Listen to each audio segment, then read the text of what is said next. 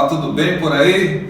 Então tá, mais uma vez juntos em Olha Quem Está Falando, e hoje nós vamos conversar com um locutor, dublador, apresentador, que é do Balacobaco, aliás, do Pega-Pega também, né?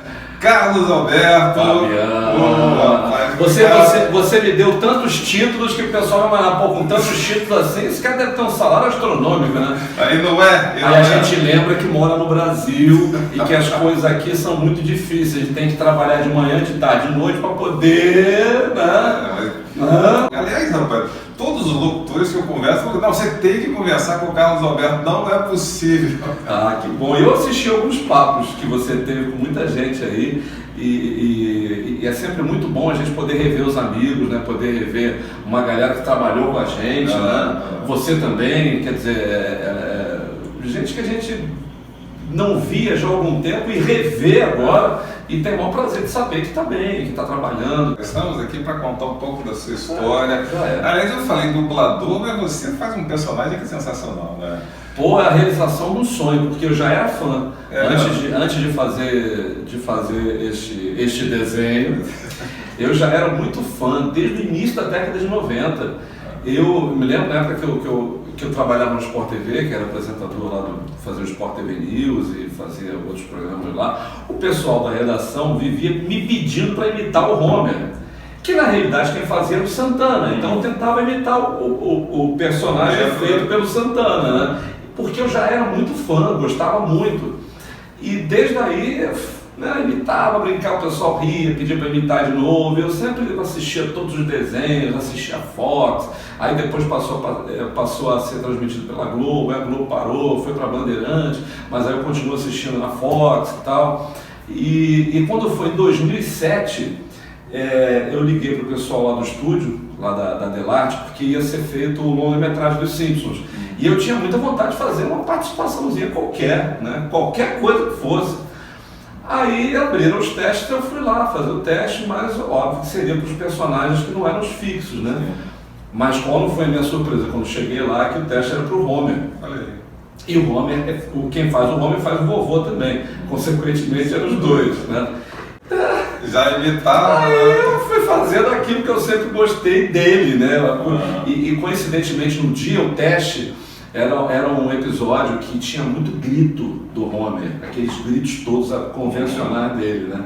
Imagina, ele estava caindo num penhasco, então cada vez que ele batia com a cabeça, com o joelho, qualquer coisa, ele dava um grito diferente, e era aquilo tudo que eu sempre gostava de assistir. Mas aí, cara, como é que foi essa aqui? Pô, nossa, ele pulava atrás do Bart, que pulava de uma montanha a outra de skate, ele queria salvar o filho, pulou, achou que ia chegar do outro lado, tudo bem, vou chegar numa boa, aí de repente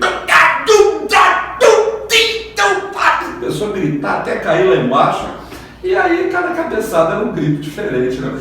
E aí o teste foi para a Fox lá dos Estados Unidos, que eles é que escolhem, né, as vozes do mundo inteiro, de cada país que faz a dublagem. E aí, graças a Deus, 2 semanas depois, o Sérgio lá da Delarte me ligou dando essa boa notícia, né, que a Fox ela tinha me escolhido. Sensacional. E o primeiro trabalho que eu fiz foi o longa-metragem dos Simpsons, em 2007. E de lá pra cá... E aí continuei, desde a 18ª, se não me falha a memória, temporada, até agora, já são 10 temporadas que eu fiz, né? 10 anos já de Simpsons. Maravilha. E como é que começou, cara, a carreira de locutor? Pô, começou, eu tinha 15 anos, Fabiano. Eu morava no Maracanã, ouvia rádio imprensa, num determinado... 15 anos? Com 15 anos, quer dizer, mas eu já ouvia rádio desde pequeno. Minha mãe ouvia Mundial, ouvia... Pediu, tocou, ganhou o Mundial, show dos bairros, e eu ouvia junto, né? Adorava, e ela já ganhava música personalizada naquela época, que mandava uma fita cassete, olha que coisa jurássica, mandava uma fita cassete para casa do ouvinte com o locutor anunciando a música e falando da pessoa naquela época. Mas enfim, então o gosto do rádio foi aumentando, eu ouvia muita Rádio Cidade, o primeiro time da Rádio Cidade, né, no final da década de 70, e enfim, aí quando houve a oportunidade de eu ir numa rádio, foi para buscar um convite que eu tinha ganho na Rádio Imprensa, em 1980, eu me lembro bem. E aí eu fui ficando na rádio, gostei daquele ambiente, fui frequentando, fui ajudando a carregar disco, mas eu estudava no Pedro II naquela época. Aí fui ajudando a galera lá a carregar disco, fazer programação. Meu irmão tinha muito disco de Beatles e a primeira coisa que eu fiz foi pegar os discos dele emprestados para fazer a produção do programa de Beatles da Rádio Imprensa. Beatles Forever. E foi a primeira coisa que eu fiz. Aí, para entrar no ar, é aquela velha história, né? O locutor faltou, quem é que tá aí? Pega garoto ali. Não, foi assim mesmo? Foi assim mesmo. Todo mundo é assim, não é possível. Pois é, por isso que eu falei dessa forma, porque a maioria é assim. E na época eu redigia nota para os locutores lerem, imagina, nem jornalista eu era. Mas eu fazia nota. Com 15 anos? Com 15 para 16 anos, estudava no Pedro II. E aí, daí fui para o ar, falando e operando, já operava lá na rádio, que tinha o locutor e o operador na época, e como eu já operava também, aí foi fácil só botar o microfone pro lado e começar a falar. Era quem estava lá nessa época? Lembro, tinha o Mário Márcio, que estava nessa época, o Robson Castro, tinha o de Noel Santana, tinha Edson Saldanha, Deus o tenha. Tinha uma galera muito boa, o Carlos Fernando, programador, o Candal, a Sônia Freitas também, na época. Que trabalhou com você lá. Foi na Rádio Cidade depois. Eu não lembro do Candal na Rádio Imprensa, mas acho que foi na Rádio Cidade, quando eu fui para a Rádio Cidade em 86. Engraçado, eu não lembro do Candal na Rádio Imprensa. Será que eu estou ficando velho mesmo? É possível, tudo é possível. Aqui os cabelos brancos, olha aqui. Mas aí daí para a Rádio Imprensa eu fui indo, né? Da Rádio Imprensa eu fui para a Antena 1 em 82, aí da Antena 1 eu fui para a Manchete, em 85 eu fui para a Transamérica.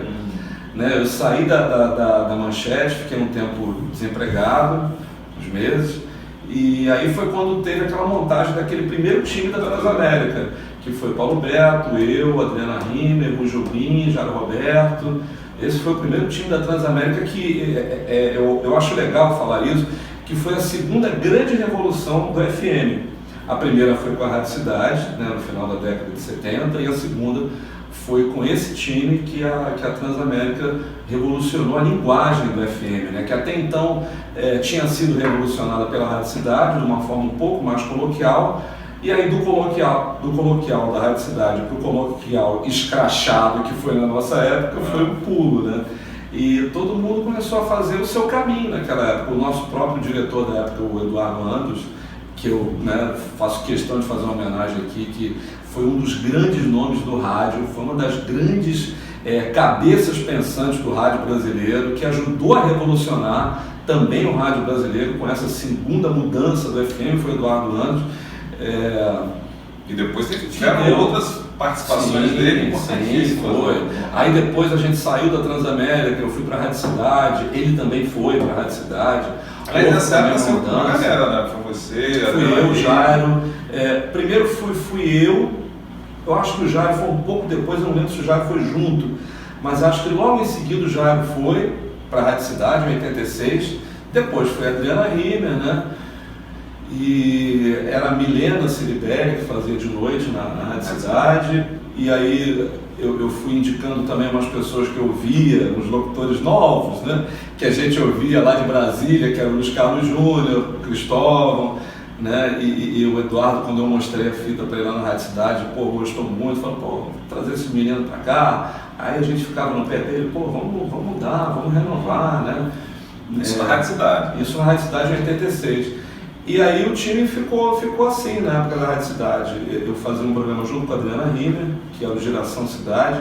Eu ficava sozinho no ar de 10 a meio-dia, entrávamos juntos de meio-dia às 2, depois entrávamos Carlos de 2 às 6, depois era o Cristóvão, tinha na época o Cacá também, se não me engano acho que era de manhã, e depois era a Milena de madrugada. Nessa época da Transamérica, e por aí foi. Da cidade? Sim, da cidade. E depois dessa época aí foi da Rádio Cidade, eu viajei para Portugal em 88, fui trabalhar na Rádio Cidade lá de Portugal, que era uma rádio garotada, uma rádio jovem, eles gostavam muito de brasileiros, gostam de brasileiros até hoje. Mas na época a gente também revolucionou a linguagem lá de Portugal, da rádio. Tanto que foi um choque cultural, a forma como a gente falava lá em Portugal. Na época o Sérgio Loureiro também foi com a gente para lá, não na mesma época que eu, né? Ele foi para um outro lado, para outra rádio, ou foi para a mesma rádio, não lembro. Foi a Rádio Cidade de Lisboa, né? Que ficava em Amadora, num bairro chamado Amadora. Quanto tempo lá? Aí eu fiquei meses, não aguentei de saudade daqui não. Voltei, eu fiquei acho que uns 4 meses, não fiquei muito tempo não. Mas joguei futebol lá também, que eu jogava aqui, tinha essa coisa na cabeça ainda que eu joguei no Flamengo, né? Até 17 anos mais ou menos. Jogou mesmo? Joguei, era goleiro. E lá era guarda-redes. Então eu treinei muito antes de ir para lá, né, para tentar alguma coisa lá e fiquei jogando num clube lá da segunda divisão, que foi o Amora Futebol Clube. Isso junto com a rádio? Junto com a Rádio Cidade. Dava tempo de fazer tudo. E aí voltei para cá e quando eu voltei para cá fiquei como folgador na Rádio Cidade. O Eduardo não quis mexer naquela época. Eu lembro depois como ele falou para mim que, por que eu fiz isso com você? Falei, nada a ver, Eduardo. Eu acabei depois mudando, optando por começar a trabalhar numa rádio popular que era FM 105, que foi em 88 que eu fui para FM 105, 88 ou 89. E na época da FM 105 tinha um timaço também, que era o Heleno, não, minto. O Heleno já estava em 98, lá na FM 105 éramos eu, o Clóvis Monteiro, fazia depois, tinha também o Alexandre Ferreira, era um time bem legal de rádio popular. O Mansur estava? Eu acho que o Mansur estava também, ele fazia um horário mais do meio para o final da tarde. E aí eu fui implantando aquela linguagem que era do FM escrachado, rádio garotada, puxando para o popular, que era uma rádio que competia com a 98 FM naquela época. Né? E eu lembro que a gente desbancou o horário da 98. Poucos meses, a gente conseguiu passar 98 em alguns horários. Foi quando o Mário Luiz chamou a gente para ir conversar lá com ele, né? E aí, garoto? Que jeito, quando vem para cá? E foi? Fui em 91 para 98. Fazer de 3 às 7 da noite no lugar do Jimmy Hall, que tinha saído de lá. Era o Heleno de manhã, depois tinha o Alexandre Amorim e eu entrava logo em seguida de 3 às 7 da noite. Aí com o tempo a 98 também foi mudando, tal, o Van Damme foi para lá. Então foi quando eu fiz o pega-pega lá no 98 com o Van Damme, com o Gianotti, que estava na Globo FM do lado, mas ele ia zoar lá junto com a gente. Tinha um personagem lá, né? Tinha o seu Chile, era uma voz que ele fazia uma voz de velho, né? Quer dizer, era um pouquinho diferente porque eu acabei fazendo a voz do vovô Simpson, mas ele tinha a voz de velho dele, que era muito engraçado. E aí... Você confunde, não? Às vezes aqui no esporte interativo que eu estou fazendo também de noite, né, o caderno do esporte, segunda edição do esporte interativo, todo mundo quando manda hashtag para participar no jornal, às vezes pede pro Homer dar uma boa noite na hora de ir embora. Eu já dei boa noite no jornal. Boa noite. Já mandei essa aqui já, um monte de gente já sabe, né? E aí rádio é essa história, né, Fabiano? Você sabe que você também trabalhou em muitas rádios. Mas você da 98 ainda depois teve uma passagem na Tupi de novo. Sim, da 98, quando eu saí da 98 agora eu não vou lembrar o ano, porque eu sei que teve uma saída da 98, acho que foi em 94, eu fui para Manchete, foi a primeira saída minha da 98, eu fui para Manchete. Foi quando nós trabalhamos juntos. Foi, você estava, exatamente, era o Marco Ramalho, isso, né, que estava lá na Manchete, o Marquinho estava lá. Eu fiquei, não lembro quanto tempo eu fiquei naquela época, mas parece que depois eu fui para RPC, né? Não, minto, primeiro eu fui para FM o Dia, que era numa casa na Tijuca, nem era naquele prédio lá da 90,3. Isso, era a Sônia Freitas que também coordenava. Eu fui nessa época lá para FM o Dia, depois é que eu fui para RPC, que foi também uma rádio que marcou uma época legal, que foi o início do funk, né, do Malboro, e eu trabalhei de 9 a meio-dia, o Paulo Beto estava lá, a Cláudia estava lá também, então foi uma época muito legal de rádio. E depois da RPC, eu acho que acabei voltando para 98, que acho que foi em 98 que eu fui para lá. E aí fiquei até 2003, de 96 a 2003, eu trabalhei no Sport TV também, fazia o Sport TV News, fazia a Igreja Motor, e quando eu saí do Sport TV, eu continuei prestando serviço para o Sport TV até 2008, fazia a Olimpíada, fazia a Copa, e aí já comecei a fazer um programa lá da Record, o Rio de Prêmios. E no Rio de Prêmios, foi em 2007 que eu comecei a fazer o Rio de Prêmios, vamos completar 10 anos agora em julho. Já havia aquela coisa de trabalha na Record, não pode trabalhar mais nem serviço prestado aqui na Globosat, no Sport TV, acabou que eu fiquei só no Rio de Prêmios mesmo, e há um ano, desde maio de 2016, eu estou aqui no Esporte Interativo, fazendo Caderno do Esporte segunda edição, à meia-noite. Cara, tem uma coisa que acontece, eu estou começando a entender que isso acontece com todo mundo. Você sonha que a música acabou? E porra, várias vezes, mas várias vezes. Porra, já sonhei que tava cagando, entendeu? Que saí do ar, vou ali no banheiro voltar. Porra, a música acabou e eu não conseguia sair do banheiro, nossa, mas várias vezes. Cara, isso é impressionante. Porra, essa é da nossa época que a música tinha que disparar música por música, né? Agora você programa a sequência inteira, porra, dá pra você fazer o que quiser naquele horário. Mas nossa, já sonhei que a música tava acabando, que o comercial deu buraco. Putz, né? Na época, eu me lembro que no sonho era, cartucho aí, olha que sonho velho. Até o sonho era velho, olha que merda. O cartucho não entrou, porra, imagina, cartucho, a última vez que usei cartucho, eu nem lembro. Eu acho que foi. Foi hoje, foi 98, foi 98, depois é que passou a ser um programinha. Né? Não, na verdade depois apareceu o MD, né? Teve na RPC era outra coisa que a gente usava lá também. Digicart. Acho que era Digicart e Instant Replay. Verdade, você programava comercial tanto no Instant Replay quanto em outra coisa também, que eu não me lembro o que era. Mas tinha isso. Aí depois que vieram os programas de computador, aí acabou a neura, mas acho que a gente sonha até hoje com essa sonha. Cara, até hoje uma coisa engraçada do Eloy, fala uma parada muito legal. Ele disse o seguinte: Eloy, você me chamou de monstro quando eu passava perto do monstro.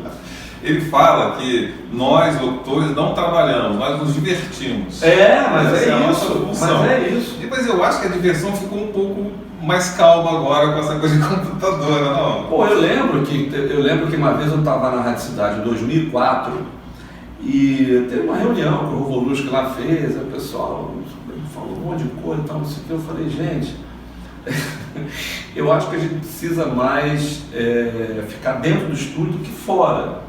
Tinha muito locutor que eu via lá, que programava música e ia sair, ficava na produção, ficava no computador, saía do estúdio mesmo, saía do estúdio.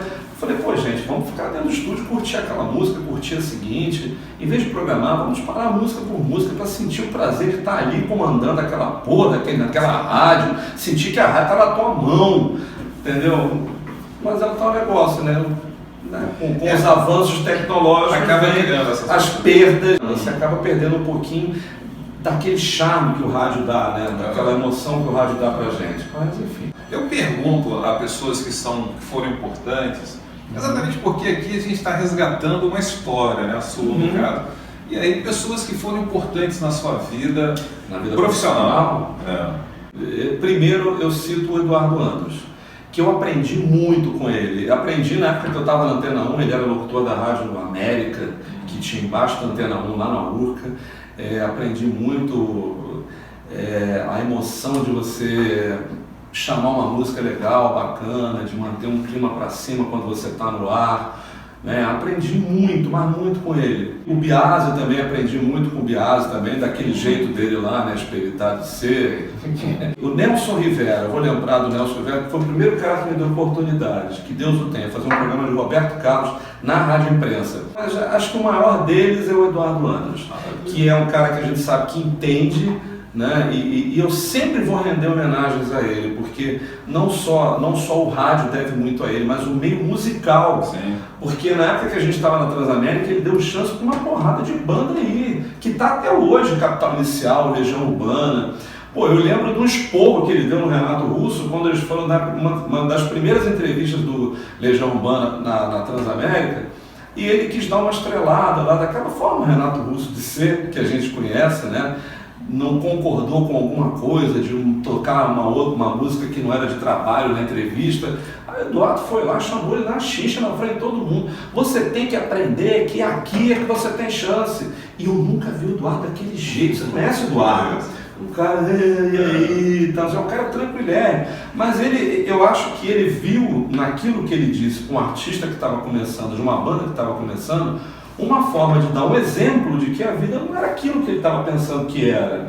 Que ele tinha que ter um pouquinho mais de jogo de cintura, de humildade e de ouvir outras pessoas mais experientes. E eu acho que foi muito bom para a carreira dele, porque deu no que deu, né? E eu lembro também com muita saudade dos shows que eu apresentei na época da Transamérica, do Capital Inicial, na Metrópole, em São Conrado. Nessa época, no finado Hotel Nacional. Os estúdios eram juntos, né? Era de gravação, tinha lá embaixo da Transamérica de gravação e em cima era o estúdio da rádio. Pô, me lembro que um show que eu apresentei do Legião Urbana no Instituto Abel em Niterói, junto com a Mônica Venerável, lotado, o Instituto Abel lotado. E é legal a gente falar isso hoje, né? Que, porra, apresentei um show da Legião Urbana, né? Que, pô, o cara virou um mito, né? E até hoje a garotada curte Legião Urbana, a garotada. Passou a geração, né? Sim, e acompanha, porque tudo é muito atual da Legião Urbana, as ideias, a letra, é tudo muito atual. Hoje você está no Palmo Esporte Interativo, a gente está em 2017, mas você teve no rádio, não que necessariamente fosse o que te identificou, mas você teve uma característica de humor. No rádio, você acabou ficando, né, um pouco nessa... Você fica estigmatizado pelo cara engraçado, que fala bobagem, que zoa todo mundo, que coloca o ouvinte no ar e fica zoando o ouvinte, né? E você lembra de alguma história que fosse engraçada nesse sentido? Na Transamérica, a gente fazia uma coisa que, se hoje você for ouvir a história, parece até uma coisa boba, uma coisa romântica, né? Mas para aquela época de ditadura militar, que, pô, a gente estava na Transamérica em 85, foi o último ano do Figueiredo, né? Então, a gente tinha que ultrapassar paradigmas ali com o que a gente fazia, né? Muitas barreiras. E a gente falava, pô, eu fui o primeiro cara a falar palavrão, eu acho que em rádio, eu falei tesão, olha só, que coisa atroz, né? Que coisa atroz, o cara falou tesão. Mas, pô, na época de pós-ditadura, entendeu? A gente começar a falar esse tipo de coisa. Não deu problema? Não teve nenhum censor que procurou, não. Mas foi legal, foi bacana porque causou um furor. Mas a gente fazia, nessa época da Transamérica, dicas de filmes. Só que na época ainda existiam cinemas que passavam filmes pornográficos. Sim. Né? Pô, era uma época que não tinha internet. Né? Então a gente dava dica de filme pornográfico e era cada nome mais engraçado que o outro. E as atrizes, os nomes eram mais engraçados ainda. Né? Então eu li aquilo ali, aí a gente botava um monte de efeito. E os efeitinhos, a gente pegava os efeitos sonoros de músicas antigas que tinham as meninas gemendo. Eu me lembro. Que horário, cara? Era 10 horas da manhã. Então, era de 10 às 2 da tarde que eu fazia. Então, tinha uma dessas meninas que fazia que gemia, digamos assim, era uma música chamada Jungle Fever, né? E era Tchacachá, acho que cantava. E aí o apelido da menina virou Juraci no Rio Comprido. E era muito engraçado, porque ela ficava... ai, que febre! Eu falava, olha, Juraci, se divertindo aí. E eram uns filmes muito engraçados, era tipo Jorrada nas Estrelas, entendeu? Eram umas coisas muito engraçadas. Isso foi na Rádio Cidade. Não, isso foi na Rádio Transamérica, né, em 85, né? Não, porque depois... E depois, em 98, né, a gente fazendo pega-pega, eu, Vandame, o Gianotti também, que hoje está na Paradiso, a gente botava o ouvinte para se pegar no ar, né? Mas não era como o Pegação que tinha na época na Rádio Cidade, era esse o nome que tinha na Rádio Cidade? Eu nem lembro. Tinha um programa de namoro também na Rádio Cidade, antigo, depois que eu saí da Rádio Cidade, mas não era esse o nome não. Mas enfim, a gente fazia o pega-pega. Acho que era o Azarando. Acho que era o Azarando, isso mesmo. O nosso era pega-pega, mas aí era uma coisa mais a fundo. Botava os dois para namorarem no ar e falava, pô, vem cá, tu vai cantar a mulher falando só isso pra ela. Pô, mas não vai nem levar ela pra tomar um negócio, tal, não sei o quê. Aí o cara vai lá, quero ver você cantando ela. Mas aí a gente insistia depois, vai pra onde? Depois, aí aconteceu coisas do Arco da Velha. E na época tinha as cabeças duras da Rádio Globo que não abriam a mente e viam que isso era uma coisa que, né, achavam o fim do mundo, achavam uma safadeza no ar. Pô, aquilo era a evolução do rádio. O rádio não podia ser uma coisa chata, você tinha que fazer uma coisa diferente no rádio. Né? Mas essa foi a marca das transformações, né? Pois é. De fazer diferente e assim foi progredindo o rádio. O microfone aberto, cara, tem alguma história de microfone aberto? Teve uma que não foi comigo, mas foi na JB, que você deve saber, todo mundo sabe dessa história, que foi com o Jorge Nedef. Foi na Opus. Não, foi na JB, no prédio da JB. A Opus é que tocava a música clássica? Isso, lá para os 90. Isso, então foi no prédio da JB, mas foi na Opus. Tinha JB AM, JB FM, tinha Opus também. Opus 90, isso. Que ele pegou ali uma música e esqueceu de fechar o microfone, né? Essa história é engraçada porque o Nedef, ele entrou no meu lugar na Opus. Ah, foi? Foi. Eu ainda ensinei o trabalho para ele lá, um mês ou dois depois disso, antes disso, naturalmente. Ele entrou e... Coitado, ele só não lembrou de fechar o microfone. Essa história é marcante, mas isso aí rendeu, todo mundo conhece essa história. Nossa, era uma tia lá da limpeza que ele pegou no microfone. Esqueceu de fez, né? O vozeirão foi bonito, né? Pô, tanta gente que a gente viu bacana naquele prédio lá da Rádio Cidade. Eu vejo um Into hoje, me dá uma melancolia vendo aquele prédio, sabe, me dá uma saudade, porque, pô, ali foi, né, no auge do Jornal do Brasil, tinha tapete vermelho na recepção, né? Você via presidentes irem lá para serem entrevistados, você tinha a Rádio Jornal do Brasil, tinha o Jornal do Brasil. Tinha o Jornal do Brasil, tinha a Rádio Jornal do Brasil AM, Rádio Jornal do Brasil FM, como você tinha a Rádio Cidade, tinha FM 105, né? Pô, eu subi o elevador com o João Saldanha, pô, né? Que fazia na época o esporte da Rádio JB, que eles fizeram um time maravilhoso naquela época para fazer esporte. Pô, era muito legal naquela época. Roberto, infelizmente eu não quero te atrapalhar, né? Não, eu estou preocupado que a gente está aqui no Esporte Interativo e ele vai entrar no ar daqui a pouco. É verdade, eu acho que me ligaram até de lá. Isso, daqui Jornal daqui. Então, foi muito bom matar a saudade. Mas eu queria agradecer mesmo. Eu que agradeço a você por fazer a gente lembrar de tanta coisa legal, porque é bom que isso fique registrado, né? Porque tem muita gente que não conhece a verdadeira história do rádio. É claro que a gente contou muito pouquinho aqui, tem muita história para contar, muita coisa legal de outras rádios, de outros profissionais. Se a gente for ficar contando história aqui, é que nem o Maurício Menezes fala, né? A gente vai ficar madrugada fora aqui, né? Mas foi muito legal matar a saudade dessa época agora também. Obrigado mesmo. Prazer enorme, meu. Muito bom. Bom saber que você também está bem e que eu continuo também te ouvindo sempre, né, pela JB. É verdade. A gente demorou um pouco, né, por essa enrolação, porque eu falo aqui, algumas pessoas não acreditam. É porque a minha equipe que faz esse programa é muito grande, né? E aí quando falta uma pessoa, não tem como. Eu entendo. Então a equipe de um homem só. Mas é bom que assim é o Exército Branca Leone. É o que faz as coisas andarem. É verdade. Quem está falando hoje, Carlos Alberto. A gente se encontra no próximo vídeo. Tchau, tchau. Tchau.